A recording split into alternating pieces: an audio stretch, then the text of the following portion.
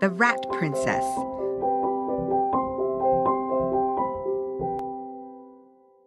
Once upon a time, there was a rat princess who lived with her father, the Rat King, and her mother, the Rat Queen, in a rice field in faraway Japan. The rat princess was so pretty that her father and mother were quite foolishly proud of her and thought no one good enough to play with her. When she grew up, they would not let any of the rat princes come to visit her, and they decided at last that no one should marry her till they had found the most powerful person in the whole world. No one else was good enough. And the father rat started out to find the most powerful person in the whole world. The wisest and oldest rat in the rice field said that the sun must be the most powerful person because he made the rice grow and ripen. So the Rat King went to find the sun. He climbed up the highest mountain, ran up the path of a rainbow, and traveled across the sky till he came to the sun's house. "What do you want, little brother?" the sun said when he saw him.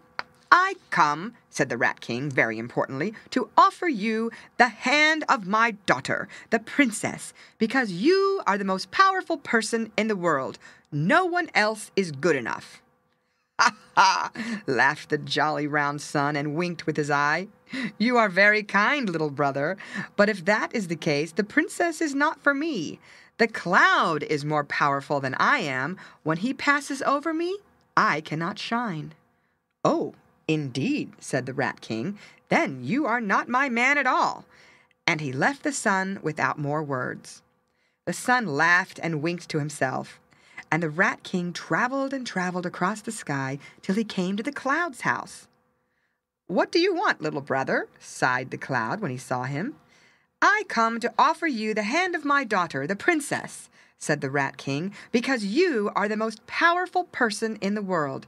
The sun said so, and no one else is good enough." The cloud sighed again. "I am not the most powerful person," he said. "The wind is stronger than I. When he blows, I have to go wherever he sends me." "Then you are not the person for my daughter," said the Rat King proudly, and he started at once to find the wind. He traveled across the sky till he came at last to the wind's house at the very edge of the world. When the wind saw him coming, he laughed a big gusty laugh, "Ho, ho, ho," and asked him what he wanted. And when the Rat King told him that he had come to offer him the Rat Princess's hand because he was the most powerful person in the world, the wind shouted a great gusty shout and said, "No, no, I am not the strongest. The wall that man has made is stronger than I. I cannot make him move with all my blowing. Go to the wall, little brother." And the Rat King climbed down the sky path again and traveled across the earth till he came to the wall. It was quite near his own rice field. "What do you want, little brother?" grumbled the wall when he saw him.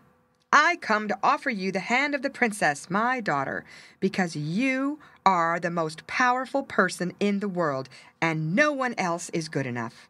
"Ugh, ugh," grumbled the wall. "I am not the strongest. The big gray rat who lives in the cellar is stronger than I.